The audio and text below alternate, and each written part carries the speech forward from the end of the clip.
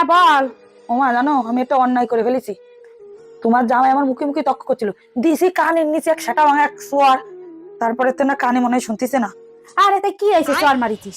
ও 2 দিন পরে ঠিক হয়ে যাবে না, দেখিস না। ঠিক হয়ে যাবে না তো? হ্যাঁ হ্যাঁ ঠিক হয়ে যাবে দিদি। ঠিক আছে মা, তাই রাখলাম। ভাত রান্না করো, ভাত খাবো। কি গো,